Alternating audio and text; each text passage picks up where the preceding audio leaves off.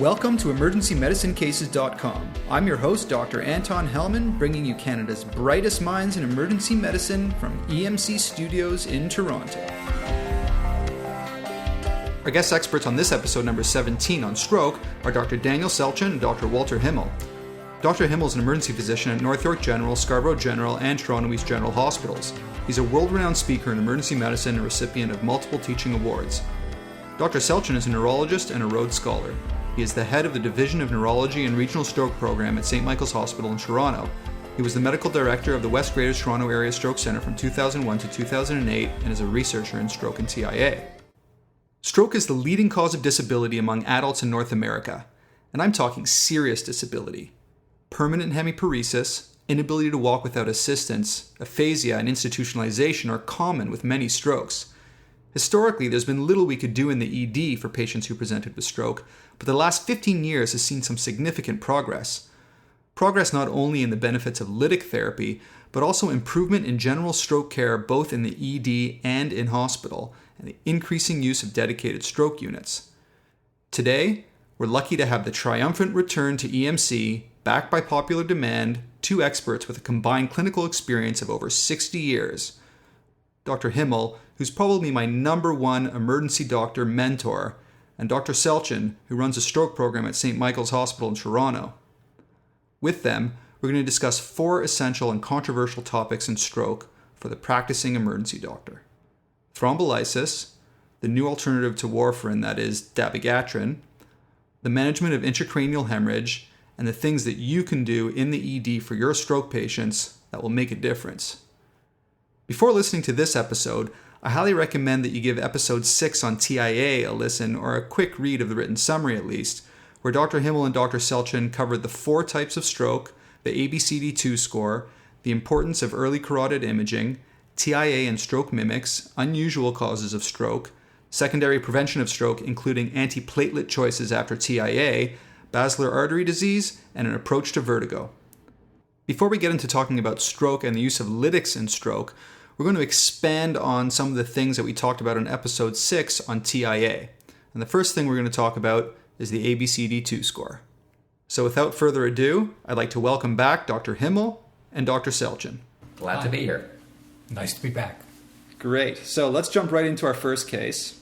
Our first case is that of an 83-year-old woman who presents to your community hospital ED via ambulance at 9 p.m. with speech difficulty and weakness on the right side.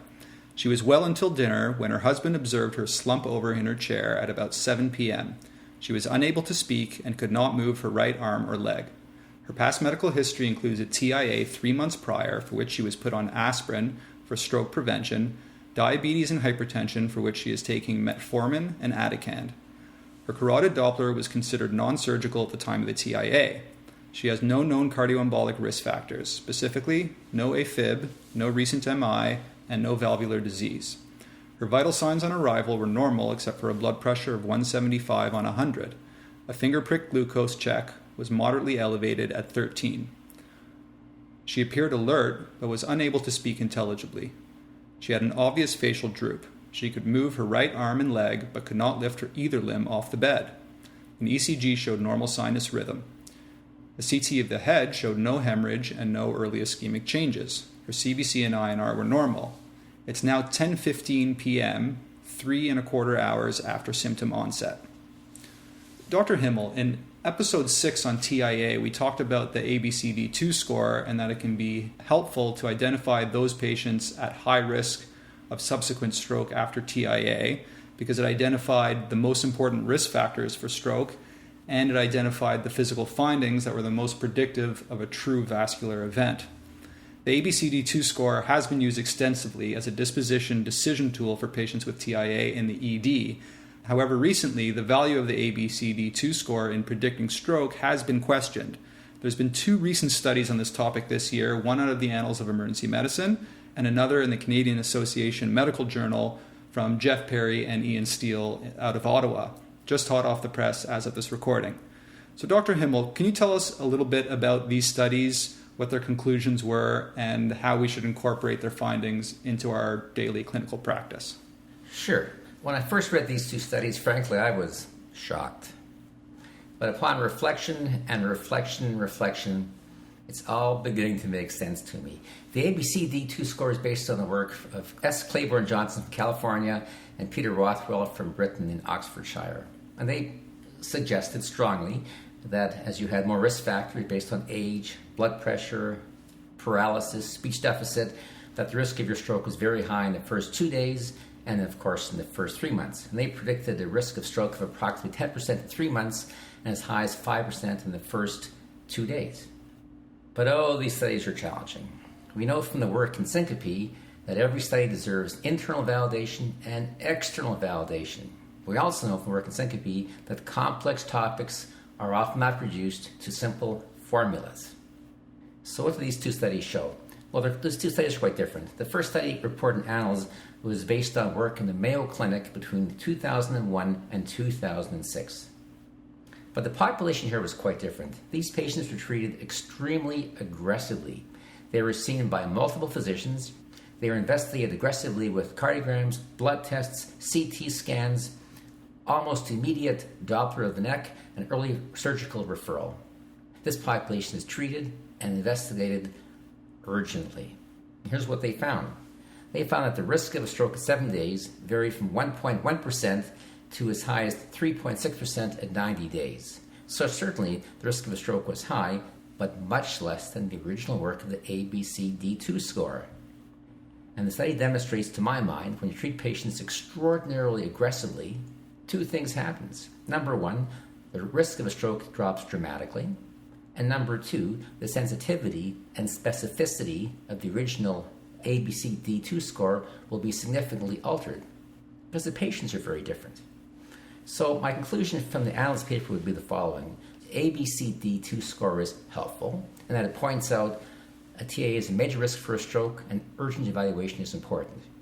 But certainly, if you investigate people urgently, rapidly, and treat thoroughly in the first 24 to 48 hours, who needs the ABCD2 score? Because you've already decided to investigate these patients with alacrity. The other paper was the Canadian Medical Association Journal paper published in the last couple of months. And this was based on looking at patients between the years of 2007 and 2010. And the paper showed very similar things. Number one, the risk of a stroke at 7 days was only 1.8%, at 90 days, only 3.2%. Canadians must be a different population. But there's another explanation. The years of 2007 to 2010 were not the years of 2000 to 2006. By 2007, 2008, 2009, thanks to the work of Peter Rothwell and S. Claiborne Johnson, TAs were treated much more aggressively. Therefore, I suspect the incidence of following stroke was less. So the conclusion would have to be the ABCD2 score is helpful. The ABCD2 score is not a law, but points out to you there is a significant risk of stroke. And if you act quickly and rapidly, the outcome will be better than it was between 2000 and 2005. So I believe the ABCD2 score is useful, but remember one thing. Just because the score is relatively low, 0 or 1 or 2 or 3, doesn't mean the patient is at risk. In fact, the patient is still at risk and deserves urgent evaluation. In fact, you could argue that rather than using the ABCD2 score to suggest who requires urgent referral, you could now argue all these patients require urgent referral and urgent evaluation. Another thing you could argue, of course, is of the ABCD2 score, the most important things are the C: speech deficits, motor weakness, and of course duration. Dr. Selchen, what does the ABCD2 score miss? I think the biggest weakness of the ABCD2 score, if it's taken as religion rather than as a guide, is that if you take, for example, a 56-year-old normotensive male who smokes 2 packs a day and has a 95% carotid stenosis and has a 10-minute episode of speech disturbance, his ABCD2 score is going to be relatively low, but he's about the highest risk patient that you're ever going to see. So like most tools, it's not perfect. Mm-hmm. And posterior circulation strokes doesn't even come into the equation in terms of the ABCD2 score. Yeah, because a lot of the symptoms that you would see in the posterior circulation don't really count. in terms of ABCD2. Okay. Yet, vertigo, diplopia, etc. right. Yet those patients are even at higher risk. Yeah. Okay. Yeah, I agree totally. That score mainly is aimed at people with anterior circulation strokes. So if anything, our conclusion would be even more careful. That leaves us in the conundrum of who needs to be admitted and who needs a rapid workup. Now, from the discussion that we just had, I'm to assume that pretty much everyone who you're quite sure has had a TIA should get an urgent workup, no matter what their ABCD2 score is, but especially if they have a high ABCD2 score. I think if a patient comes in and their only symptom is sensory, complaining of numbness in the arm or a leg or the side of the face, absolutely nothing else, that patient is probably at low risk of a stroke. Probably. I think if a patient comes in with isolated vertigo and nothing else, and if the vertigo is far much more than their ataxia, this patient probably has a peripheral problem. On the other hand, they've got motor or speech problems. This is a very different issue. And they need urgent evaluation by whatever means is available to you. For some patients, that'll be admission. For some hospitals, that'll mean referral to a stroke clinic. It depends where you work and what you've got available to you. I agree completely, and there are some tools that can be used in some emergency rooms that can be very useful in this regard. A CT angiogram, for instance, not available to everybody, but a remarkably good tool if you have somebody who's presented with a motor and speech issue and you want to sort out whether they have significant large vessel disease. And easy to do, obviously not universally available. Let's cover one more important point that I think people sort of wonder about, but we haven't discussed, and often been discussed. Number one, what is the incidence of carotid artery stenosis in TIAs? And does it matter? The incidence of carotid artery stenosis varies from as low as 1 or 2% to as high as 5%. Is that important? Well, sure. Those are the guys whose lives you're going to save. That's why the CTA is important. A CTA may pick up intracranial stenosis. It may pick up aortic problems if you go right down to the aorta. But the real issue is you don't want to miss carotid artery stenosis. Now, I know many emerge doctors, including myself, can go 6 months, a year, 2 years, 3 years, and not pick up a single case of carotid artery stenosis and to begin to believe, oh, it doesn't exist. Well, I can tell you from experience, I was one of those doctors until about a month ago. In 1 week, I picked up 2 patients with 70% carotid artery stenosis. That's the thing you want to pick up. Does aspirin make a difference? Well, sure. It'll reduce the risk of a stroke by about 18, 20, 25% over the next 2, 3, 4 years. But where you can make a really, really big difference is the carotid artery stenosis. That's where the money is. And let's face it, where do doctors make a difference? Not to the masses. We make a difference to the 3, 4, 5% where intervention is life-saving and body-saving. Absolutely. It amazes me that 1 year ago, if I would have suggested that people with TIAs in the emergency department should get carotid imaging that day in the emergency department, most people would think I was loony. But just in the 1 year now, I think now it wouldn't be unreasonable to try and get carotid imaging for your high-risk TIA patients when they arrive, as we would get, say, a CAT scan for any other variety of emergency department imaging that we do. Well, I don't want to bore the audience, but I've got to share a case I saw about 2 weeks ago. It's beautiful. This person was about 70 years of age, a professor of pathology at a well-known Toronto hospital who came in saying he'd lost the vision in his right eye for approximately 5 minutes. Came on suddenly and resolved suddenly. About a week earlier, the same thing had happened. This physician didn't believe in drugs, didn't believe in blood pressure treatment, but he was taking 1 aspirin a day. Funny sort of guy, a bit eccentric, being a pathologist, I guess. Well, I examined him and found nothing until I realized this guy's a doctor. I better listen to his neck. And what did I hear? Bilateral carotid artery bruits. Now, I know the correlation between a bruit and stenosis isn't perfect. This fellow had a Doppler the next day. He had 75% stenosis of his right internal carotid artery and about 50% of his left internal carotid artery. It really exists. But if only one patient in 20 has it, you've got to examine a fair number of patients before you become convinced of its value, unless you're looking at 10, 20, 30, 40 doctors, and then the value is much more apparent. But for all individuals, and of course our treatment is based on our own personal experience, it makes a difference.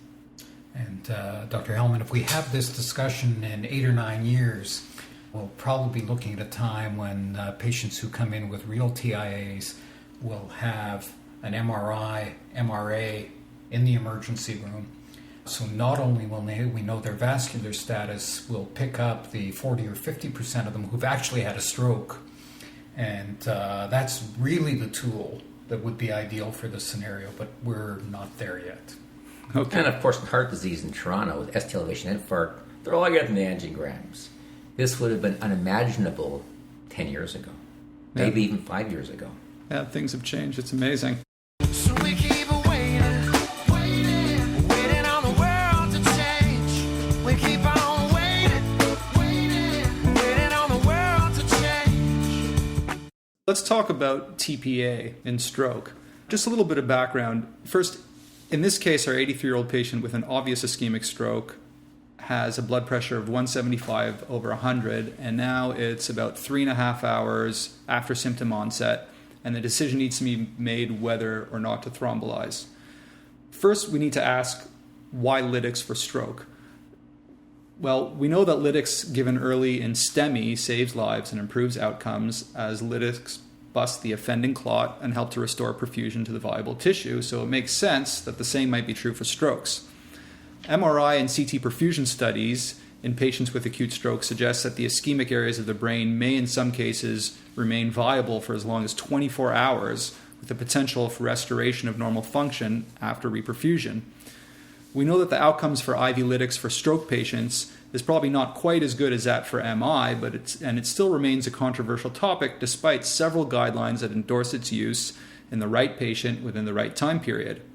At present, only a very small proportion of stroke patients end up receiving lytics, likely because of poor public education to recognize the symptoms of stroke, diagnostic uncertainty in some patients on initial presentation, a paucity of centers that have organized systems in place to take care of stroke patients and to give them lytics, and because of persistent controversy over its benefits.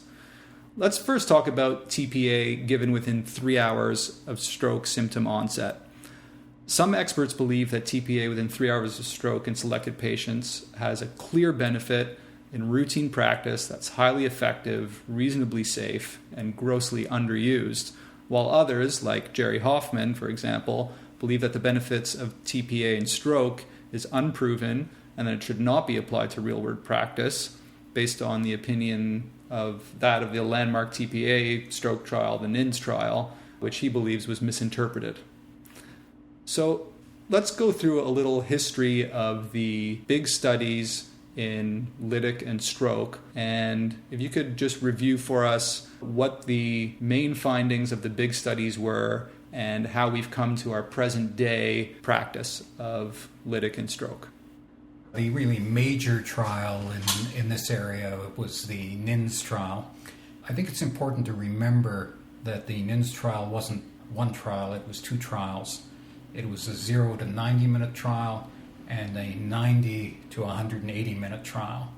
And if there's any one thing other than elementary logic and data that destroys Jerry Hoffman's argument, it's the fact that in the 0 to 90 minute group, patients do twice as well as in the 90 to 180 minute group. So there's a clear biological activity dictated by time. Very compelling data to suggest a number needed to treat between 7 and 9 to affect a significant outcome benefit. I just disagree with one thing that you said earlier, Dr. Hellman. I think in terms of IV thrombolytic use, if you compare the data, IV thrombolysis in stroke is probably actually under 3 hours more effective than thrombolysis in myocardial infarction if you look at the whole body of data in terms of number needed to treat.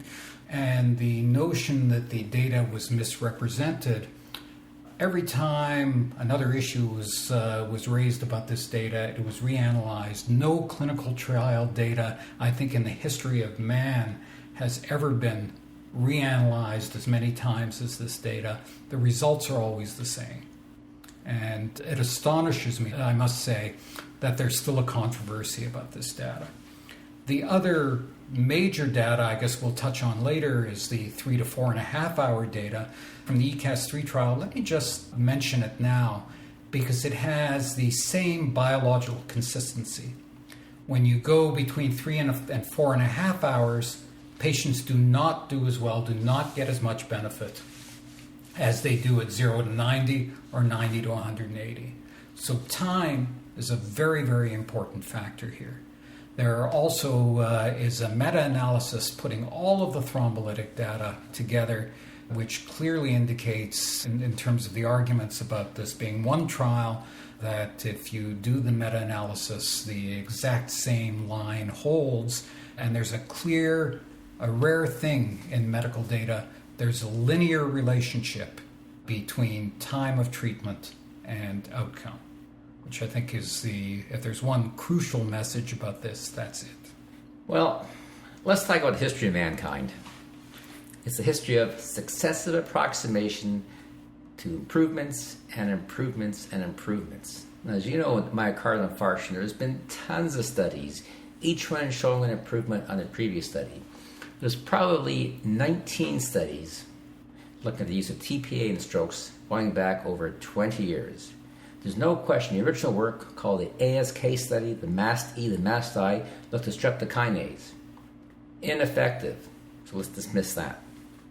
The first ECAS study in the early 1990s used a dose of 1.1 milligram per kilogram of TPA, 1.1 milligrams, and was a 6-hour study. Many of those patients were given aspirin or heparin. What did that study show? Don't use aspirin, don't use heparin, and don't use 1.1 milligrams. That study did not show TPA is ineffective. That study showed TPA up to 6 hours with aspirin heparin isn't a good idea. The next study, ECAS-2.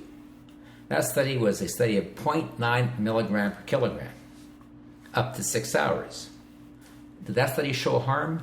No. That was a neutral study. Probably no harm and probably no benefit.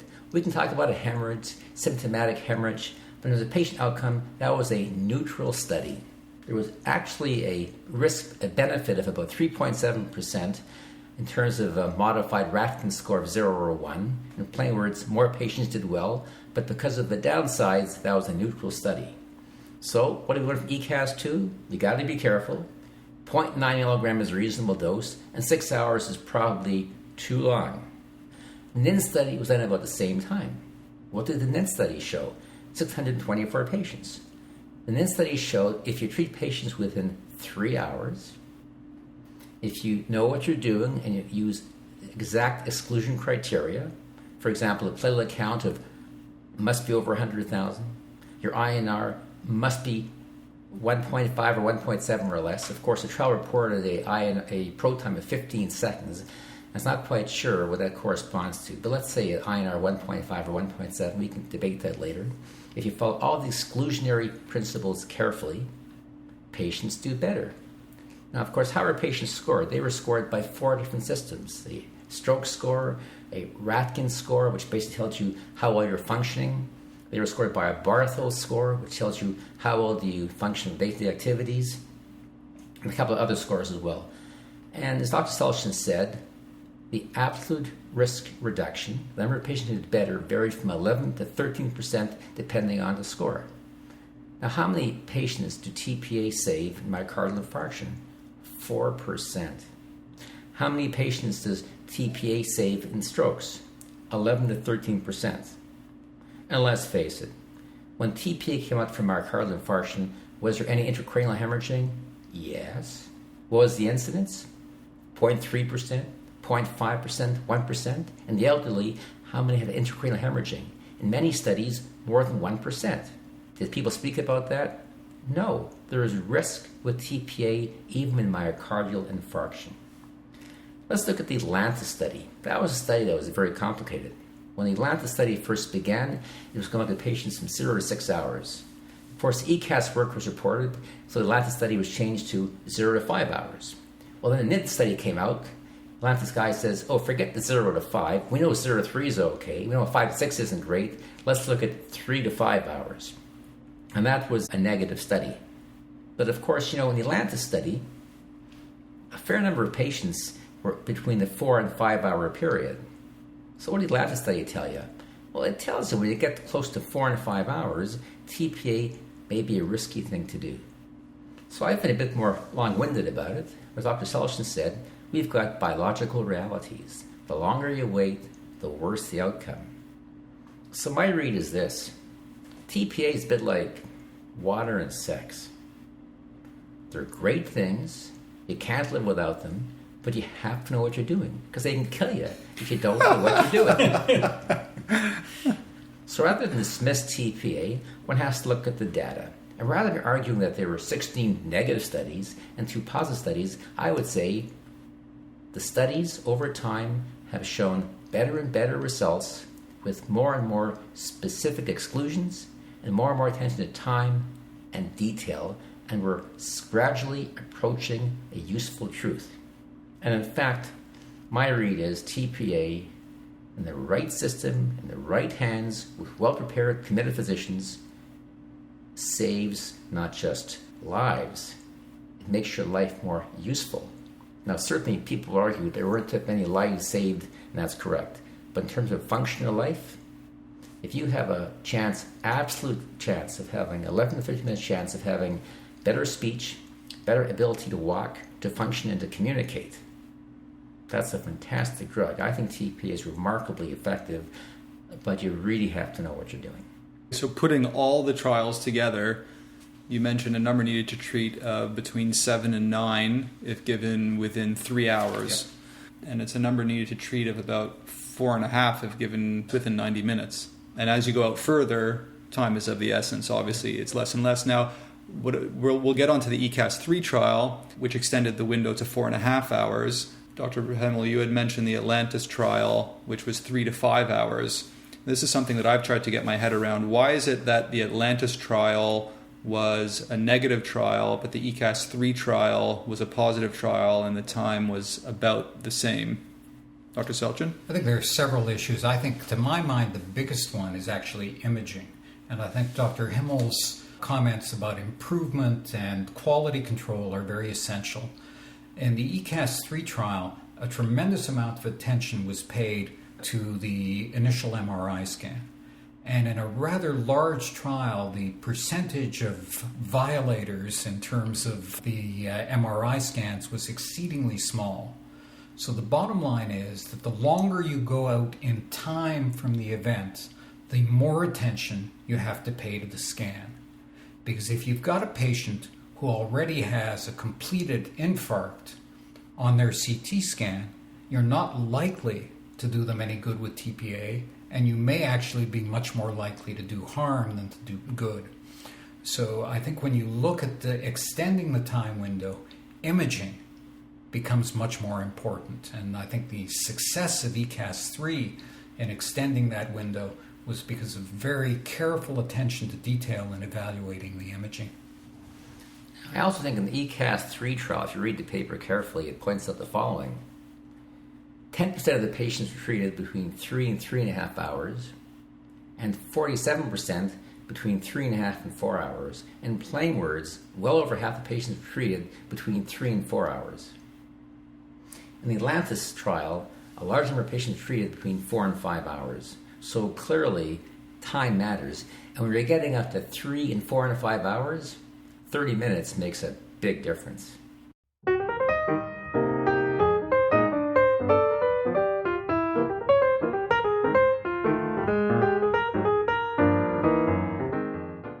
This patient that we're talking about is 83 years old. My understanding is that most of these trials had very few patients over 80 years old, and these patients are the ones that we worry about bleeding from TPA. Should elderly patients over 80 in particular, be receiving lytics for stroke? It's a very interesting question. I think what you have to look at first in terms of answering that question is why were those patients excluded from the trials? That's really the key issue. Were they excluded from the trials because of a perceived increased risk related to treatment? The answer is no. That's simply false. They were excluded from the trials because in stroke trials, as in any other clinical trial, you want to choose a population that's most likely to be informative. The biggest factor in terms of predicting outcome from a stroke is the patient's age, whether you treat them with thrombolysis or whether you treat them with nothing. Age is a very significant negative factor in terms of stroke outcome. So the reason that older patients were excluded from the trials was not because of perceived danger or risk. It was because there was concern that they would be uninformative, because a large proportion of them would do badly no matter what you do when it comes to statistical analysis. Now, we don't normally, when we're looking at clinical trials and then we translate them into practice, we don't say you can't treat group X, Y, and Z because they weren't included in the trial, because if we did that, in a lot of areas we'd only be able to treat about 20% of our patients. So the real issue here is there's significant increased risk in treating older patients with TPA. And the data suggests actually that the risk that we're really concerned about, the risk of intracerebral hemorrhage, the differences related to age are actually quite minor. So there is an increased risk of worse outcome with or without TPA. But to my mind, that's not an argument at all for not treating people. The European study, the ECAS-3, excluded diabetics. I actually asked the chair of the steering committee of the trial why they excluded diabetics. He said because the European Commission told us to, and he was never quite sure why. But does that mean that I'm not going to treat a diabetic who comes in with an acute stroke at 3+ hours? No, they were excluded possibly for the same sorts of reasons that I was talking about. The other point is, what patients are going to do absolutely horrible after a stroke? Well, patients with a stroke score of 15 or more who are over 80 years of age. Patients over 80 years of age with stroke score of 15 are going to end up with what? Institutionalized, with bed sores, pneumonia, sepsis, and death. These are exactly the patients who you want to give a chance for improvement. Because the truth of it is, no matter what you do, their outcome will be bad. But a certain number, probably 4, 5, 6%, I'd be guessing, have a chance for improved outcome. So is it an absolute contraindication to use TPA? Absolutely not. Like all things, you look at your studies, you look at your patients, you do a risk-benefit analysis, and then you take a big breath and you make a decision. Yeah, the biggest registry in stroke, the SITSMOST, did show that for patients over the age of 80, that the odds ratio for improvement at 19 days was actually similar to patients under 80. We don't have any randomized control trials with a ton of patients over the 80, but at least the registry data does support the use of it over the age of 80. And similarly, the registry data does not suggest a greatly increased risk of symptomatic intracerebral hemorrhage. When we got data from academic hospitals, some experts were saying that community hospitals weren't quite ready for lytics yet. However, some of this registry data was done in community hospitals supporting it. Like the cases, Canadian data did support the use of lytics in community hospitals. Where are we now in terms of using lytics in community hospitals, and where should we be going to? Well, we're on a learning curve. And every community learns differently and has different solutions. You know, the famous Cleveland study has been quoted many, many times. There's 2 Cleveland studies, right? There's the first Cleveland study, which showed violations were dramatic. I think about 25 or 30% of violations. As a consequence of that, intracranial hemorrhage was extraordinarily high, something around 20-25%. But the Cleveland study was repeated a second time with more training and more attention to detail, and the outcome was much better. So let's face it, there's always going to be the issue of effectiveness and efficacy. Efficacy in the best hands and effectiveness in all hands. The two will never be exactly the same. I think as emergency doctors, working in hospitals, as physicians, members of our community, our job is to make the effectiveness, which we're responsible for, as close to the efficacy as possible. the ability to do a stroke score, the ability to access help in reading your CT scan, the ability to have neurologists who you communicate with is essential. If you haven't got that, then perhaps you're in a city where you can have stroke centers, which will do this for you. In which case, if you're not a stroke center, but you believe in this, as I do, you've got to have a way of calling a stroke center urgently for rapid help. There's a lot of systems issues which have to be addressed here, and that still requires a fair amount of work in many communities. I can't help pointing out the case, Dr. Hellman, that you've given us here in itself illustrates an important issue. A patient in the case arrived at about 2 hours, and we're still waiting to make a decision at 3.5 hours. So the emergency room that this patient went to may not have a system. And the important issue is systematizing this, having protocols, having a system for getting a patient like the one in your example into a scanner in 20 minutes, which isn't all that hard to do if there's a system in place, so that our decision in this particular patient should be made at 2 hours and 45 minutes rather than 3.5 hours.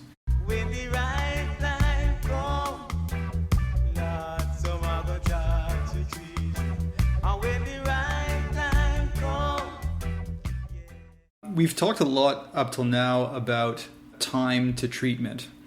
Some newer data is showing that time to treatment isn't the only thing we should be looking at, and things like the volume of the ischemic penumbra around the infarct might be important now and in the future in terms of which patients might benefit the most from lytic therapy. Dr. Selchen, could you tell us a little bit about the background and reasoning for knowing what the ischemic penumbra is and how that might play into how we treat our stroke patients in the near future? Sure. Time in this context is a bit artificial, because when we go strictly on the basis of time, we're assuming that the biology in every patient is the same, which is clearly, in terms of stroke and in terms of everything else we treat, nonsense. So there's a lot of variation.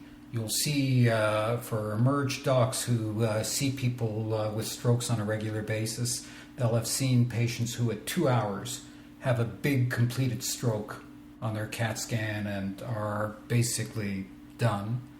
You'll also see patients who have very bad symptoms, but you look at their scan at 4 hours or 4.5 hours and there's very little there. So there are obvious differences in terms of biology, in terms of circulation. So there are a couple of tools that are available, and I should preface this by saying that they're far from perfect. Far from perfect.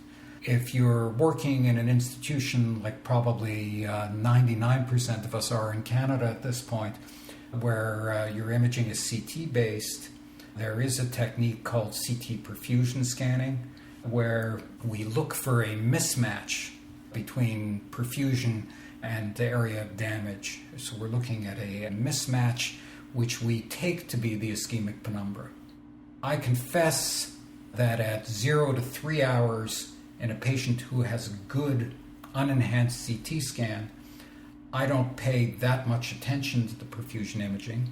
If I'm at 4 hours and 15 minutes, I pay a lot more attention to it, because if a patient has what clearly looks like a matched deficit, they're much less likely to benefit from any treatment. So the farther we go out in the time window, the more attention we pay to this. This is relatively easy to do. The problem is it's not always that easy to interpret. And if I was an emergency room doctor, I wouldn't want to have the responsibility for interpreting perfusion scans and making decisions on that basis. I think we're not there yet. We might be there where you can get an automated interpretation in a few years, but we're not there yet. But in some instances, a very useful tool, but probably one that the emerge doc is going to use in collaboration with a neurologist or somebody else.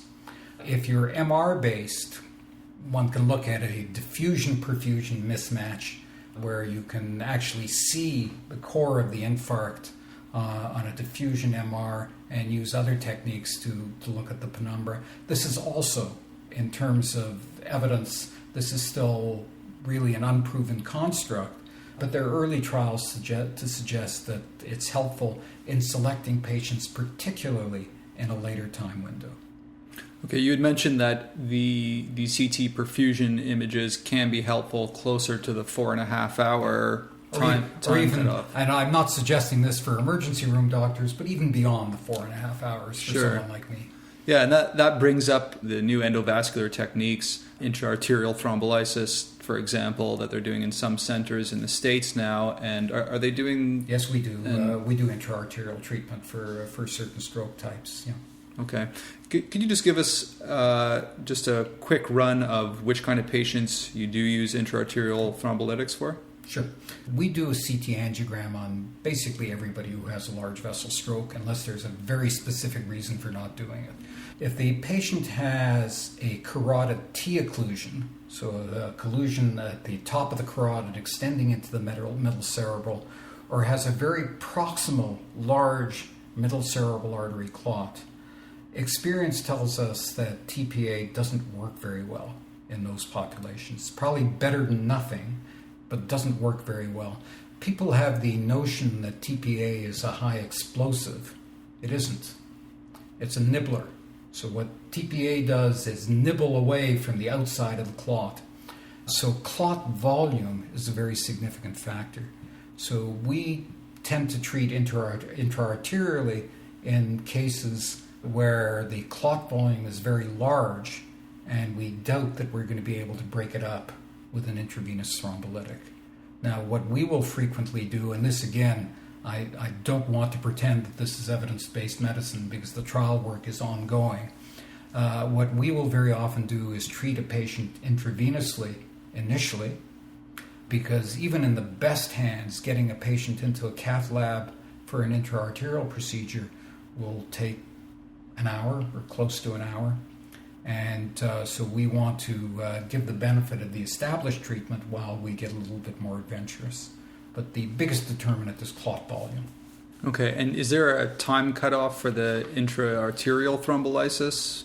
We tend to get a little leery beyond 6 hours. We want to be in the clot by 6 hours. Again, the earlier the better. In the posterior circulation with basilar occlusions, there are lots of reports of good outcomes up to 12 hours and beyond 12 hours. So a significant difference between the anterior and the posterior circulation. Okay. So for the practicing emerge doc, in terms of getting the neurologist on the phone, at what time past should we not be considering any kind of thrombolysis, intra-arterial or IV? Well, for most of our listeners, that would mean transferring the patient.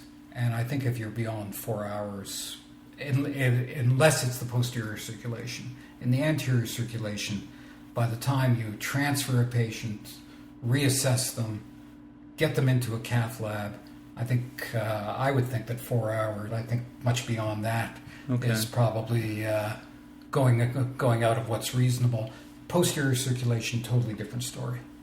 Okay, so for a posterior circulation 10 stroke, hours. 8. Okay. Well, the PROACT-2 study looked at the use of intra-arterial TPA, and that study showed benefit out up to 6 hours. So when you call a neurologist, if your hospital isn't organized to do the work, well, certainly at 2 hours you will, at 2.5 hours you will. At 3 hours you might think there's no point any longer, but I agree with Dr. Selchen. At 3 hours, you still might call and discuss the truth of it, that you may be resistant to give TPA IV, but can you transfer the patient rapidly for consideration intra-arterial treatment? Once you're at 4 or 4.5 hours, you may still call, but it'll be to no avail. 4 to 4.5 hours plus transfer time brings you to 6 or 7 hours. So for anterior circulation strokes, beyond 4.5 hours, you've probably missed the opportunity. I think that's some really good, practical, useful information for the emerge doc. That's great. Good. So let's talk a little bit about some of the contraindications to lytics. Just like in MI, there was a huge long list of contraindications to lytics when the original trials came out, and the contraindications became softer and softer and softer as we gained more experience with them. There's just a few particular ones that sometimes trip people up a little bit. I just wanted to talk about some of those. For example, are rapidly resolving deficits always a contraindication to lytics? Absolutely not. If a patient is fluctuating and has an occluded blood vessel, that's very typical of the natural history of acute ischemic stroke. What happens very often in strokes is that patients are bad, they start to improve, they get worse, they get better, and that doesn't necessarily have anything to do with the blocked vessel opening up. That has to do with collateral circulation coming and going and coming and going, and in a lot of people the collateral circulation ultimately will fail. So fluctuation is not a contraindication. Sudden dramatic improvement will make you think twice, but if I have a patient who's been fluctuating and improves and has a blocked middle cerebral artery, personally I'm going to treat that patient. Mm-hmm. And how about the patient who improves but they still have a disability? I mean, what I've heard is that people can certainly improve, but if they improve to a point where they still have a significant disability, that's still a disability that can be helped by lytic. Yes. Okay. The other contraindication, which we had touched on earlier, was the INR. Do we always have to wait for the INR result before we go ahead with our lytic? There was a study that I read out of neurology that said that if you ask 3 questions and the answer is no to those 3 questions, that the chances that their INR is anything above normal, it has a sensitivity of 100%. And the 3 questions are you taking warfarin, are you taking heparin, and are you on hemodialysis? If the answer to those 3 is no, then there's 100% sensitivity for a normal INR and PTT. So let's say someone is on warfarin and you get the INR back. Do you have a cutoff in your head of when you would hold back on the lytic? Well, I've heard 2 cutoffs. According to NINS, it was 15 seconds. And trying to find out what 15 seconds corresponds to is not easy. So the cutoffs I've heard are 1.5 and 1.7, and it's institutionally specific. Would I be confident the INR is less than 1.5? Yes. And 1.5 to 1.7, I'm going to have to defer to Dr. Selchen on that one.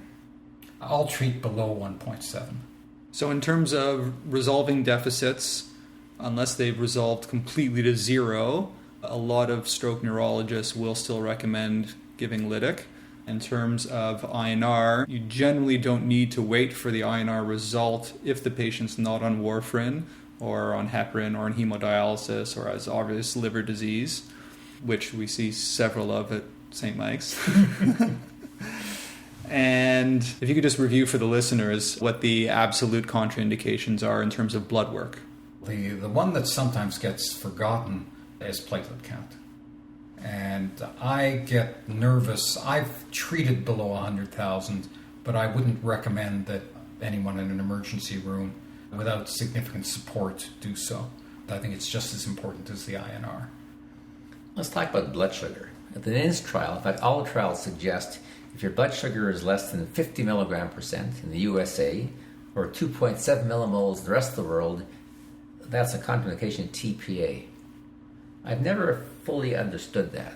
Now, undoubtedly, when the blood sugar is quite low, there's a risk of a stroke mimic. In fact, probably that's what they're talking about. So that's what literature says, and I'd be very uneasy about going against literature. The literature also says if your blood sugar is more than 400 milligram percent in the USA or 22.2 millimoles in the rest of the world, you shouldn't use TPA. And the reason there is, as the blood sugar gets very high, the risk of intracerebral hemorrhage goes very high. So personally, if the blood sugar is less than 2.7 or more than 22.2, I'd be very resistant to use TPA. I certainly would discuss it with someone, a neurologist on call, hopefully a neurologist with vascular interest, and look for advice. If I saw somebody who was otherwise not symptomatic with a blood sugar of 2.7, I'd probably treat the blood sugar and give them TPA. It would be unusual to see somebody with a focal neurological deficit who is wide awake and alert related to hypoglycemia. That would be an unusual scenario. So just a quick review of the contraindications to TPA in terms of the blood work. First, a platelet count of under 100,000. Second, an INR of greater than 1.5 or 1.7, depending on who you speak to. But remember that you can consider giving TPA before the INR even comes back for patients who are not on warfarin, not on heparin, not on hemodialysis, or have no known bleeding diathesis or known liver disease. Lastly, a glucose of more than 22, since it increases the risk of intracerebral hemorrhage with lytic, is a contraindication to lytic. As well, the literature says a glucose of less than 2.7 is a contraindication, but some experts like Dr. Selchen would still give lytic after correcting that glucose abnormality.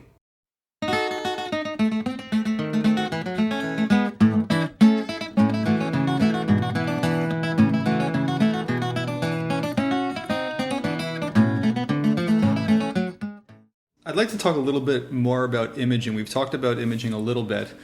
As we've mentioned, there's many strokes that don't show in the first few hours after a stroke on plain CT, at least when read by the emergency doc. One of the main reasons to do the CT, as we mentioned as well, is to rule out stroke mimics. Can we just go over some of the early signs of stroke on plain CT that the emerg doc should know about that can help us confirm the diagnosis, be more confident that this is a true stroke, and also some of the findings on CT that might lean us away from doing lytic therapy? There are two signs that would tend to lead people away from lytic therapy. One, obviously, is blood. Generally, on CT, very easy to recognize blood. It's white. And the only differential in most instances is calcification, which tends to be bilateral, more or less symmetrical in the basal ganglia. Number two is more controversial. Nobody's going to argue about whether you should be giving a thrombolytic to somebody who's got blood in their head. That's easy. Number two is a little bit more controversial. If you see fairly clear evidence of significant ischemia, so a big area typically in the middle cerebral artery distribution where you see early swelling, early darkness, to my mind, that's a caution zone, because the likelihood, and this is very difficult to illustrate with words because it's an appearance. If you have what looks like a completed stroke or is starting to look like a completed stroke, I'm very reluctant to treat because I'm not going to do that patient any good, and I may be exposing them to a risk of harm. Now, the notion that you're not going to see anything for 6 or 12 hours in large strokes is what you see is a function of how well trained you are. I would say in middle cerebral artery strokes, I can see something 75% of the time at 2 hours. And I think emerg docs haven't been trained to do this. And frankly, a lot of radiologists haven't been trained to do this. But it's there. And there you're looking for more subtle things. You're looking for blurring in the basal ganglia. That's usually the first place where you see things. You see, especially the lentiform, you see blurring of the lentiform nucleus, you see blurring of the caudate. You go a little bit more laterally, you see some blurring in the insula. Those are usually the first signs of middle cerebral artery infarction on a CT scan.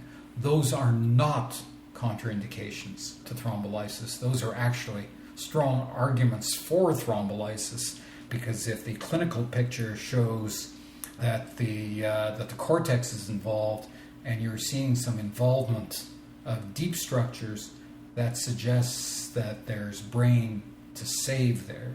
I think the important issue for people who are interested in this is to find, just like most people in an emergency room will have an organized way of looking at a chest x-ray, is to have an organized way of looking at a CT scan. Every emerg doctor should look at a few things that every CAT scan look at. We order tons of CTs of the head, so get accustomed to it. Look at the gray-white junction on both sides of the brain. It should be clear. Look at it in the front of the brain, the middle part of the brain, and the back of the brain. Learn, if you don't know, where the carotid nucleus is, where the thalamus is, and where the lentiform nucleus is. Look at them in every CT scan and learn what a normal one looks like. Learn the anterior and posterior lateral capsular and what they look like.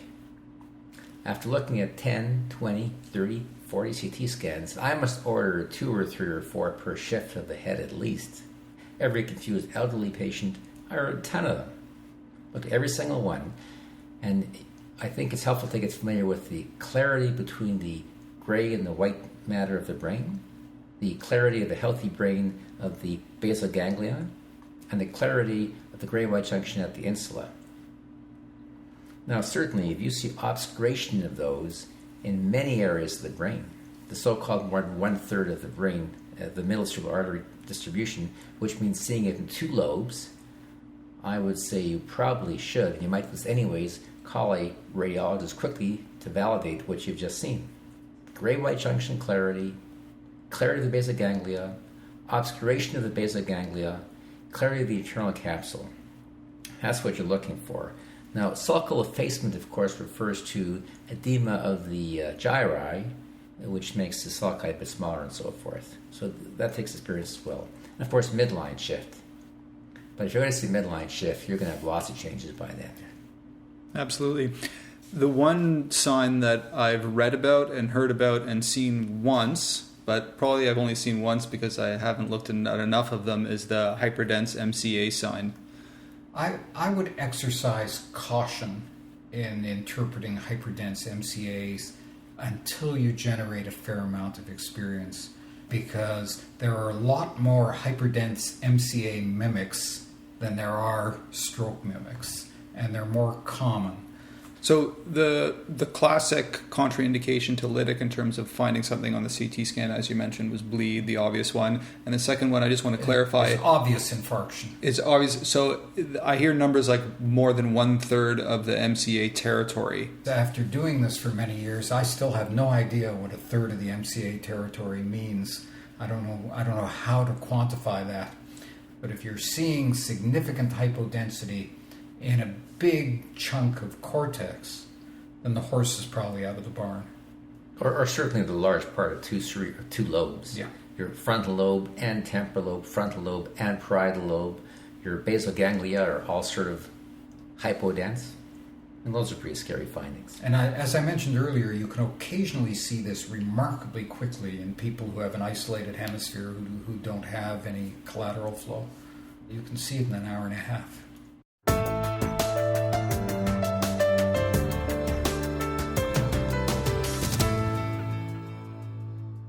Next, Dr. Selchen is going to tell us the step-by-step process that he goes through when a code stroke is called. We'll talk about the challenges of how to give lytic in a community hospital and the dreaded complication of ICH from a lytic. I think the first process step in an emergency room is to make sure that you've got all your organizational ducks in line, and so that the patient with a likely stroke, gets whipped into somewhere where they can be seen. We encourage our nurses and our physicians to be quick with those patients. When the patient is waiting for a CT scan is not the time to do a medical school history and physical, and it's not the time to do complex nursing assessments. So what we want is a very basic preliminary history, a line in. If I can convince the nurses 2 lines, that's even better, but a line in. And most important of all, blood drawn and sent. Don't care about a cardiogram. So my first priority is to get that patient up to the scan room as fast as possible, preferably within 20 minutes. While the patient is going, if there are ambulance attendants or family members, we'll use the time when the patient is being transported to try and get a little bit more history, or we'll get on the phone to try and get more history while the patient is being scanned. It's not at all unusual for me to meet the patient in the scan room or on the way back from the scan room. So blood work, line, basic history, scan, and then fill in the detail when you have the imaging or while the imaging is being processed. In terms of discussion with patient or family, I think there are a couple of issues here that are quite important. I'm very reluctant to have a treatment discussion with a patient who's had a major middle cerebral artery stroke. I think, frankly, that's a little bit ethically challenged. I'm not sure that somebody with a stunned brain is in a position to have a good discussion about benefits and risks of treatment. So I want to talk to a family member, caregiver, somebody, if they're available. What I'll tell them is very much what we've been discussing this evening. I'll tell them that this is not a miracle drug. It's like most medical treatments. It works in some people. It doesn't work in others. And I look at some of the more recent work that's been done in terms of benefit, which suggests that the benefit is probably, if you look at the benefit globally, rather than just looking at NIH scores of 0 and 1, that the benefit is probably bigger than 13%. It's probably more like 20 or 25% in terms of individual patients. I'll tell them that. I'll quote them a hemorrhage risk of about 6%, because that's the clinical trial number, emphasizing that the two likely places to bleed are the brain and the gut. And I'll tell them that the clinical trial data showed benefit taking into account that risk of hemorrhage. I never minimize the risk of hemorrhage, because when you've been doing this as long as I have, you do see people die as a result of symptomatic intracerebral hemorrhage. If there's no family and the patient cannot participate in a discussion, which is common in this context, as with surgical emergencies, I will treat the patient and take responsibility for the treatment. This is treatment that's indicated by guidelines, and if there's no one to consent, from my perspective, it's the physician's role to make a decision and do what they think is in the best interest of the patient. This is something that emergency room doctors do with some considerable frequency. So Dr. Selchen reviewed for us very nicely the steps taken in a stroke center when someone comes in with a stroke and receives lytic. Dr. Himmel, in a community hospital, what are some of the things that we need to do to help facilitate possible thrombolysis for our stroke patients who come in? Like all things in medicine, it depends. There are some community centers in the Toronto area where the hospital is committed to TPA and has neurologists and internists committed to TPA. So the solution there is quite simple. You follow the protocols. You assess the patient quickly, get a CAT scan within 30 minutes, expert interpretation within 45 minutes, call your neurologist who's on call for strokes, come to a rapid agreement, and give the TPA. So if you're in a hospital like that, life is easy. But let's say you're in a hospital that's not committed to TPA. Well, in Toronto, stroke patients in this day and age don't usually arrive in those hospitals because the ambulances know to direct them to stroke-oriented hospitals. But occasionally, a patient will come in by car. Their spouse or their friend will drive them to the hospital. Here you've got a patient with a stroke, and my God, what are they doing here? What you do depends. If you know who's on call for neurology, and if the neurologist on call is oriented towards stroke, I would probably get a fast CT, call the neurologist, call the radiologist, tell them what's going on, and the three of us would come to a decision.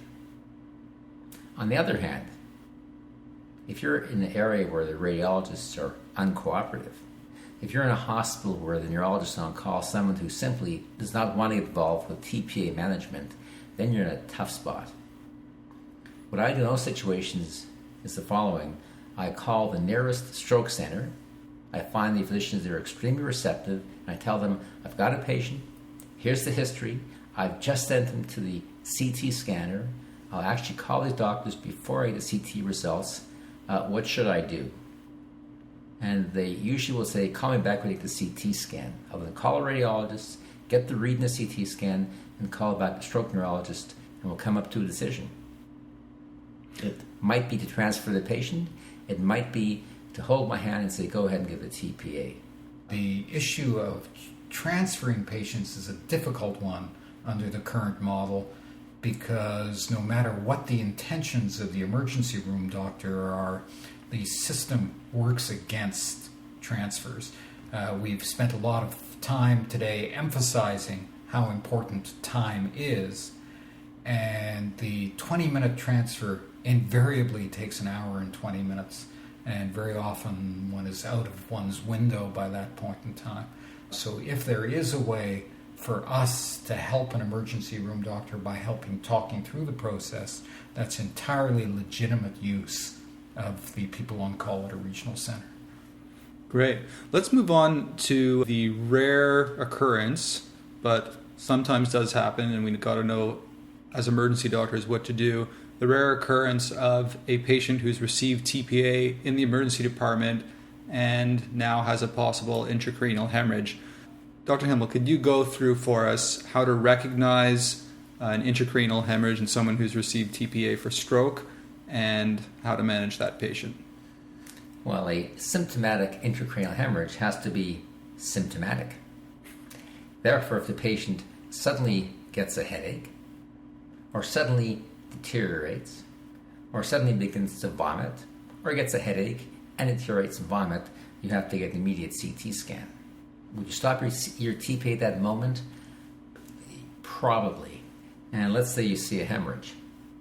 Well, you got the CT scan because the patient was symptomatic. So clearly, in this situation, you're dealing with a symptomatic intracranial hemorrhage. So I guess there's probably 2 or 3 things you would do. Number 1, I think most people would stop the TPA. In fact, I would say stop the TPA. Number 2, are there any clearly defined antidotes? Well, no. But how does TPA work? TPA gobbles up fibrin. TPA lowers your fibrinogen level. So the most important thing to provide the patient with is fibrinogen and fibrinogen and fibrinogen. And how do you get fibrinogen in Canada? Cryoprecipitate. So I would say the most logical antidote would be 10 units of cryoprecipitate, because that's what the patient is missing at that point in time. Is there a role for prothrombin complex concentrates? In my opinion, absolutely not. Factors 2, 7, 9, and 10 are not fibrinogen. The answer is no. Is there a role for common factor 7A in this situation? In my opinion, absolutely not. The patient's having a stroke. You're going to give him a drug which is going to give him another stroke. So common factor 7A, no. Prothrombin complex concentrates, no. 10 units of cryoprecipitate, perfectly reasonable. And a pool of platelets, perfectly reasonable. But let's face it, this is the kitchen sink. They're reasonable things to try. I have no idea how effective they will be, nor does anybody else. The other question that comes up is, do I need a neurosurgeon on standby in case things go wrong? And the real world answer is no. Because let's just paint this scenario. So we've just given the patient a thrombolytic treatment, they bled, and we're asking the neurosurgeon to go in the context of a patient who's just been thrombolized. I think you can imagine the enthusiasm or lack thereof that the neurosurgeon would bring to this situation. In the cases study, the Canadian trial, or the Canadian registry, of 1,148 patients, there was exactly 1 surgical procedure. I know about it because it was my patient, and the surgeon was treating me, not the patient, because the patient had an intraventricular hemorrhage remote from the stroke and got into big trouble from that. But that was hours and hours later. So neurosurgical standby, not necessary. Next, Dr. Himmel's going to wrap up our discussion on lytics and stroke with what I think is one of the most profound segments we've ever had on emergency medicine cases. I think every doctor, particularly every emerge doctor after today, has to look at the data again, has to review what influences their thinking, and come to a decision how they will approach the patient. And my plea would be, don't base it on the opinion of 1 person, or 2 people, or 3. Look at the studies, speak to your neurologists, and then at least give as close to an objective decision as you can. Now, certainly, if you don't look at the data, if you're influenced by the opinion of 1 influential opinion maker, well, then your job is over. But it probably isn't very accurate. If you look at the data, you've got a lot of homework to do. But I think you'll get a much more objective, personalized, intellectually honest opinion to the patient. But I also have to realize there's such a thing as non-verbal communication. If you believe in TPA, you'll have a positive non-verbal communication, and your patient or family will pick up on it. If you don't believe in it, you'll have the opposite effect. If you have no clue whatsoever, in my opinion, tragically, you'll give a negative picture. Because if you haven't got a clue, what's the safest thing to say? Very little. you're going to communicate a very negative, nonverbal, I think, message. So information, knowledge, review, and study is very important. After all, it's the third commonest cause of death in North America. It's a major cause of disability in North America. The population is getting older. We're going to see possibly less severe strokes, but certainly more strokes.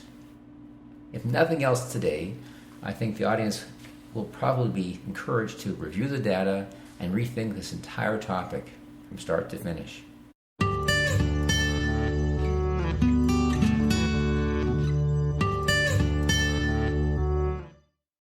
Okay, let's move on to talking a little bit about dedicated stroke units.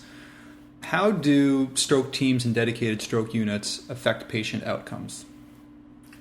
More than TPA. What we have to remember is that in the best possible setting, with the best organization, we're never going to thrombolyze more than 20% of our patients with acute strokes. And in most centers, the number is a lot smaller than that. That's the best number. There's a very robust literature that goes back for years that indicates that dedicated, organized stroke care reduces morbidity and mortality. Now, how does it do that? It does that by preventing people from dying from aspiration, by preventing people from dying from infection, by early mobilization that does away with a lot of the morbidity that's associated with immobility. So there's a very powerful literature that suggests that on a population basis, this is an extremely important part of stroke care. And the notion that good stroke care can't begin in the emergency room is wrong.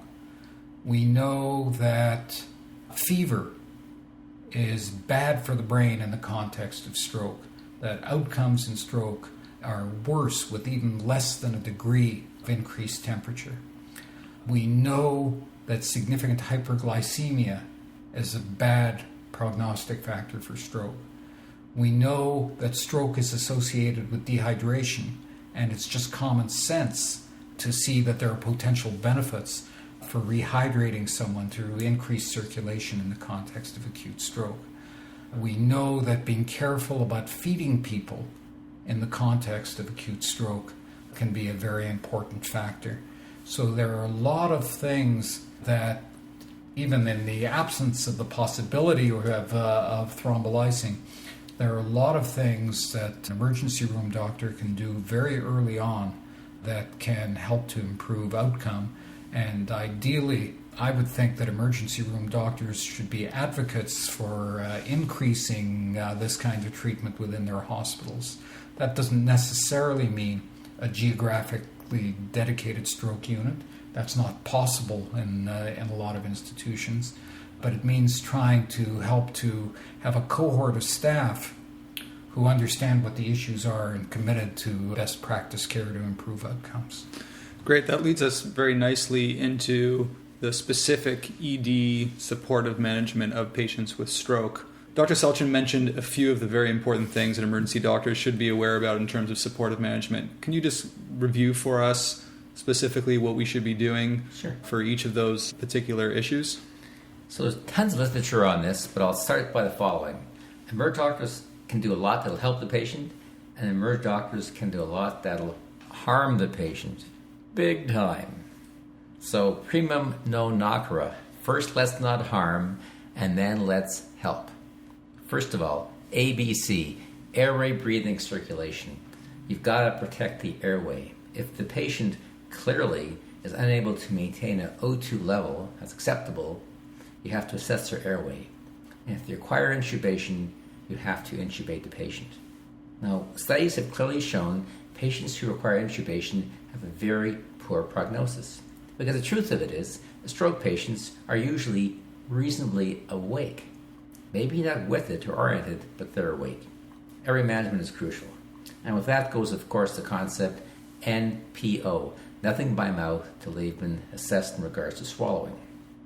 What's the best O2 level, the O2 saturation?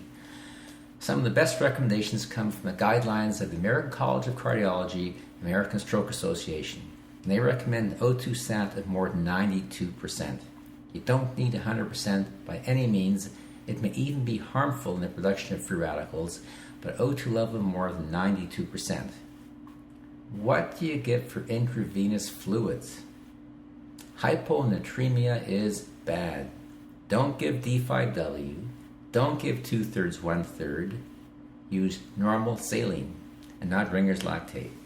Now, most ED doctors use normal saline anyways, so it's not a problem. But if you aren't committed to normal saline for all patients, certainly in stroke patients, use normal saline. Usually at least at maintenance, 100 cc's an hour, unless the patient's clearly dehydrated. There was a belief many years ago stroke patients should be kept slightly on the dry side to prevent cerebral edema. This is not good. They should be kept normal, not hyperhydrated nor dry, but well hydrated. How about temperature control? Clearly, for every increase in temperature, your metabolic rate goes up. When your metabolic rate goes up, you get more free radicals and more brain damage. Certainly, you want to keep the temperature under 38 degrees. Now, what's the safest drug to use? Probably Tylenol. If your patient has an NG tube, you might crush up and give it orally. The patients often will not have an NG tube. You probably should give it rectally if it's early on. Now, of course, of those stroke patients with a fever, about half will have a well-identified cause, and about half it'll be the stroke itself. Consider aspiration pneumonia. Consider a urinary tract infection. Consider a skin infection, which means you've got to examine the perianal area and the thighs to rule out cellulitis. Should these patients have a Foley catheter? Well, you should assess their abdomen, either through physical exam or through the new method of assessing abdomens, the ultrasound. If they have a distended bladder, you should pass a Foley catheter. I won't discuss the debate about how long they should remain in, but you don't want a patient with a full bladder. It's painful, it raises the blood pressure. They require monitoring, yes, cardiac monitoring, heart rate, blood pressure, all that sort of stuff. Blood pressure levels we'll talk about later, but I'm going to make a point right now. Resist the urge to lower blood pressure dramatically. Resist the urge to lower blood pressure dramatically. When someone's blood pressure is 200 over 100 or 210 over 110 and they're not getting thrombolytics, you'll be told by some good soul their pressure is way up, it's 210 over 110. Resist the urge to dramatically lower blood pressure. A drop in systolic blood pressure of more than 20 or 30 millimeters of mercury will clearly be harmful for your patient. How about blood sugar? Every patient who presents with a stroke requires an accurate check as their first laboratory investigation.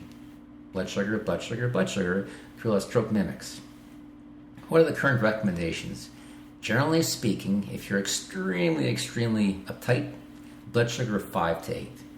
However, most studies have shown blood sugars of 5 to 10 are adequate. There have been a couple of detailed studies, particularly from Britain, looking at getting your blood sugar down to under 8 by giving intravenous insulin with glucose and potassium. There's been no benefit shown in reducing the blood sugar to under 5 to 6 to 7. So for the emerge doctor, I think any level up to about 10 is probably acceptable. When would you consider using insulin? Certainly levels above 11, 12, 13, 14 millimeters of sugar. Now certainly we're very accustomed to seeing blood sugars of 14, 15, 18 do nothing.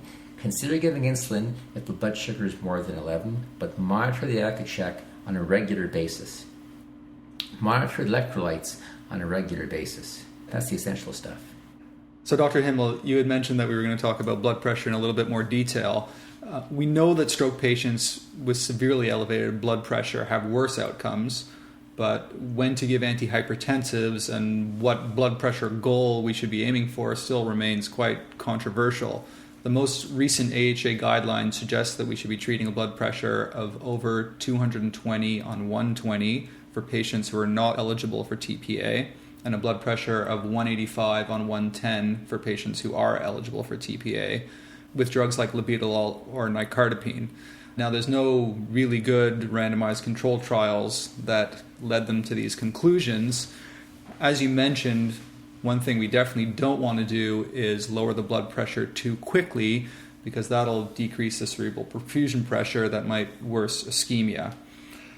Can you just give us some practical tips about the factors that we need to take into consideration when deciding whether to lower the blood pressure or not, how much we should lower it, and whether we should be strictly using these guidelines? This is an area to be very confident, because this is an area you're going to be faced with again and again and again.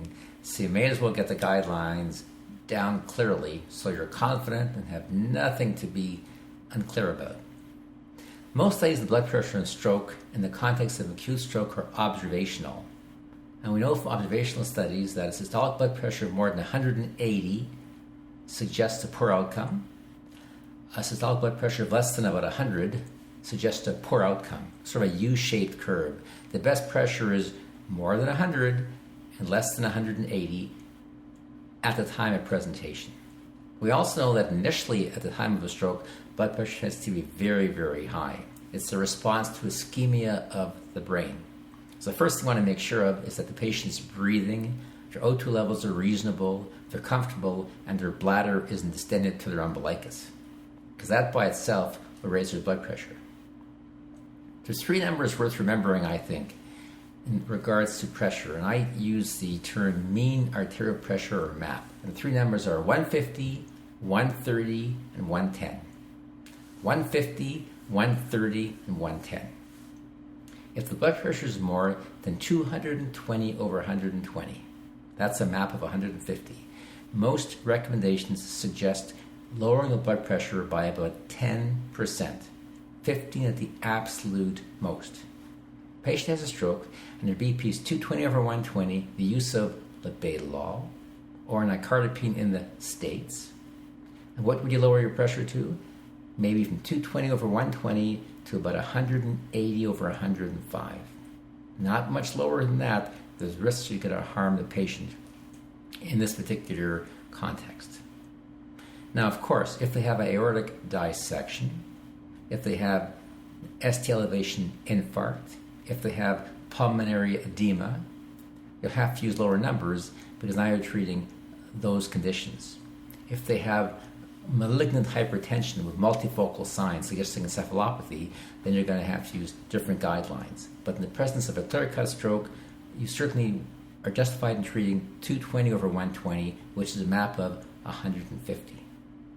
Clearly, if you're going to use thrombolytics, the recommendation is your pressure must be less than 180 over 110. You're aiming for 180 over 105. That's a MAP of 130. The other guideline, of course, is if their pressure is low, 100 over 40, 100 over 30, 100 over 60, but ask yourself, why is this patient hypotensive? If they're dehydrated, treat the hypotension. If you suspect sepsis, you may have to treat the sepsis. Low blood pressure is very, very worrisome. But certainly be absolutely confident. If your patient has a pressure of 190 over 105, or 180 over 110, and they have no complicating factors, do absolutely nothing other than the basic principles we've already discussed. Be completely confident in that regard. Couldn't agree more. That marks the end of part 1 of this episode. Please go on to part 2 of this episode where we'll talk about antiplatelet agents in stroke, heparin in stroke, we'll talk about embolic strokes, dabigatran, and management of intracranial hemorrhage.